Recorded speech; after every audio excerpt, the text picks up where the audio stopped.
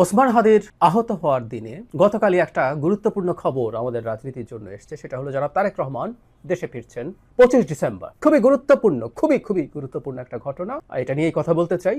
তার আগে আমি ভিডিও যখন রেকর্ড করছি তখন পর্যন্ত জনাব ওসমান হাদির অবস্থা নিয়ে কয়েকটা কথা একটু বলা দরকার। আমরা তার অস্ত্রোপচারের পর ঢাকা মেডিকেল কলেজে তাকে প্রাথমিক অস্ত্রোপচারের পর এভার কেয়ার হসপিটালে নেওয়া হয়েছে একটু এক্সট্রা কেয়ার নেওয়ার জন্য। যতটুকু জানা গেছে তার বুলেট ট্রেইনের খুব মেজর অংশে ঢোকেনি, কিছু একটা অংশকে ছুঁয়ে বেরিয়ে গেছে। যদিও প্রচুর ব্লিডিং হয়েছে, ব্রেইন টিস্যু ড্যামেজড হয়েছে এবং উনি খুবই ক্রিটিক্যাল অবস্থায় আছেন, এটাও ফ্যাক্ট। আমরা আশা করব, আমরা কামনা করব, আমরা আমাদের প্রার্থনা করব হাদি ফিরে আসবেন, হাদিকে ফিরে আসতে হবে। আমরা সর্বোচ্চ চেষ্টা তো চলছেই এবং রাষ্ট্র প্রয়োজন হলে তাকে এয়ার অ্যাম্বুলেন্সে যদি স্টেবল অবস্থা হয় বিদেশে চিকিৎসার জন্য পাঠাতে, প্রয়োজন হলে সেখানে পাঠাতে, উনি ফিরে আসবেন। আমরা একটা অপ্রীতিকর ঘটনার ভিডিও আমাদের সামনে আসলো। সেটা হচ্ছে বিএনপি নেতা জনাব মির্জা আব্বাস ঢাকা মেডিকেল কলেজ হসপিটালে গিয়েছিলেন দেখতে হাদিকে। সেখানে ডাকসু নেত্রী, ডাকসুতে নির্বাচন করেছেন জুমা, তাকে দেখা গেল অত্যন্ত কঠোর এবং বাজে ভাষায় জনাব মির্জা আব্বাসকে বাধা দিচ্ছেন সেখানে যাওয়ার ক্ষেত্রে। মানে আমাদের কয়েকটা কথা একটু মনে রাখা দরকার। সেটা হচ্ছে মির্জা আব্বাস জনাব হাদির আসনেই নির্বাচন করছেন। মানে কেউ বলছেন এবং জামায়াতের দিক থেকে, ছাত্র শিবিরের দিক থেকে অনেককেই জনাব মির্জা আব্বাসকে ব্লেম করে স্ট্যাটাস দিতে দেখা গেছে। মানে মির্জা আব্বাসের সমালোচনা কোন দিকে করা যায়, কেউ যদি যৌক্তিক সমালোচনা থাকে করুন, কিন্তু মির্জা আব্বাস একজন স্টুপিড এবং উনি রাজনীতি বোঝেন না, এটা মনে করা ভুল হবে।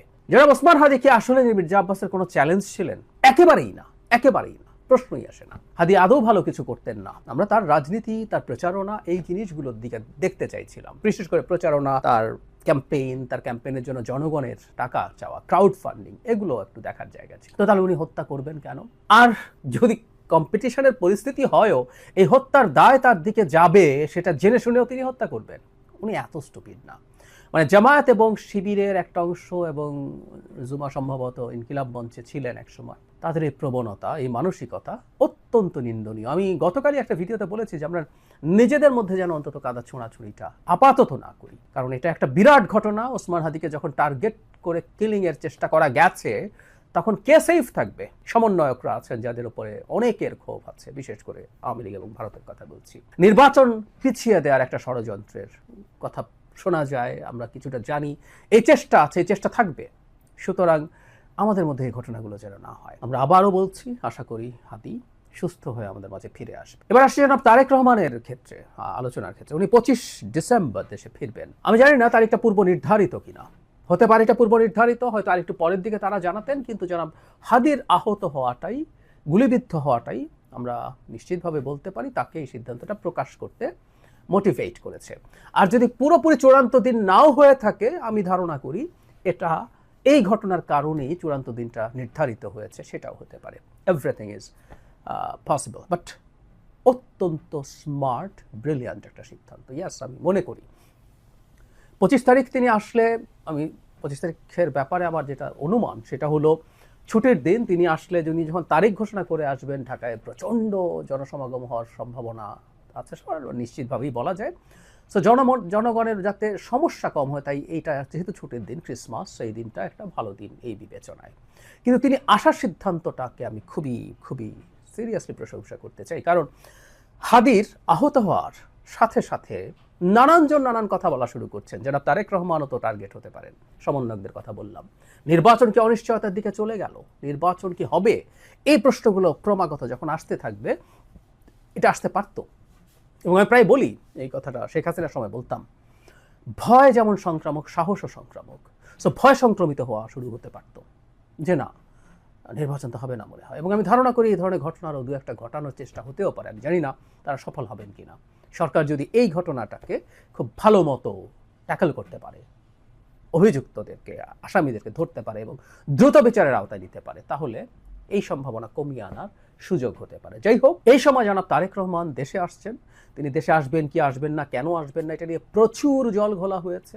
একটা সময় তার নিজের একটা স্ট্যাটাস খানিকটা তিনি নিজেকে বোঝাতে গিয়ে, খুব স্পষ্টভাবে না, কিন্তু কিছু এক্সটার্নাল ফ্যাক্টরস আছে যেটা তার দেশে ফিরে আসাকে থেকে তাকে নিবৃত্ত করছে, ইঙ্গিত দিতে গিয়ে আরও বিতর্ক সেটা নিয়ে ট্রিগার্ড হয়েছে। শুধু তাই না, নোংরামি হয়েছে। তিনি কুসন্তান, কুপুত্র, তিনি তার মায়ের এই অসুস্থতায় ফিরছেন না দেশে, এরকম নানান রকম কথাবার্তায় ভরে গিয়েছিল। সো সব সমালোচনা, আলোচনা শেষ করে দিয়ে তিনি দেশে ফিরছেন। আমরা বোধ করি যে তার নির্বাচনের আগে ইনফ্যাক্ট তার যে ক্যাম্পেইন সহ সব কিছু হবে, তার পর্যাপ্ত সিকিউরিটির ব্যবস্থা হয়েছে, বুলেট প্রুফ গাড়ি আনার কথা আমরা জানি। এর বাইরেও সরকার নিশ্চয়ই এবার বিশেষ করে ওসমান হাদির ঘটনার পর তার উপরে কতটা ঝুঁকি আছে সেটা বোধ করে তাকে প্রয়োজনীয় নিরাপত্তা, আমরা এসএসএফ এর কথা বলছিলাম, এসএসএফ এর আইন অনুযায়ী যে কাউকে এই ধরনের ভেরি ইম্পর্টেন্ট পার্সন ঘোষণা করে এসএসএফ এর নিরাপত্তা দেওয়া সম্ভব। সেরকম কিছু দিয়ে হলেও সেটা দিতে হবে। ইনফ্যাক্ট ওনার সুস্থ থাকা, বেঁচে থাকা, ওনার কোনো হামলার শিকার না হওয়া শুধু বিএনপি না, এই রাষ্ট্রের ভবিষ্যতের জন্য খুব গুরুত্বপূর্ণ ইস্যু হয়ে দাঁড়িয়েছে। যাই হোক, জনাব তারেক রহমানের এই সিদ্ধান্ততে এক্সপোজ করা খুবই গুরুত্বপূর্ণ কাজ হয়েছে এবং আমি বিশ্বাস করি, অনেকেই বিশ্বাস করেন, তিনি যখন দেশে ফিরে আসবেন বাংলাদেশের নির্বাচনের পথে যত বাধার চিন্তা বা বাধা তৈরি করার চিন্তা, নির্বাচনকে বানচাল করার চিন্তা যাদের আছে, সেগুলো শেষ হয়ে যাবে তা বলছি না, কিন্তু সেগুলো খুব বড় স্কেলে চাপে পড়বে, ধামাচাপা পড়বে, তারা ব্যাক ফুটে যাবে, এটা আমরা নিশ্চিতভাবে বলতে পারি। জনাব তারেক রহমান ফিরে আসুন, ফিরে এসে তিনি তার দলের নেতৃত্ব দিন, বাংলাদেশের ভবিষ্যতে একটা গণতান্ত্রিক সরকার গঠন করে সফলভাবে শেষ করতে চালিয়ে বাংলাদেশের গণতান্ত্রিক ব্যবস্থাকে শক্ত ভিত্তির উপরে দাঁড় করানোর দায়িত্ব এই মুহূর্তে ওনার, একটা গুরুত্বপূর্ণ রাষ্ট্রীয় দায়িত্ব তার উপরে আছে। আমরা আশা করতে চাই, আমরা বিশ্বাস করতে চাই সেই দায়িত্ব তিনি মোটা দাগে ভালোভাবে পালন করতে পারবেন। আসলে একটা ডিস্ট্রাক্টেড সিস্টেম শেখ হাসিনা যেটা ফেলে গেছেন, সেখানে থাকা তার দলেরও মধ্য থেকে তিনি শতভাগ দক্ষতা এবং সিনসিয়ারিটি এবং সততার সাথে তার প্রচুর মানে লোকজনকে পাবেন কিনা, টিম পাবেন কিনা, অনেকগুলো যদি কিন্তু উপর তার সাফল্য নির্ভর করে, কিন্তু আমি আশা করতে চাই তিনি তার এই দায়িত্বে সফল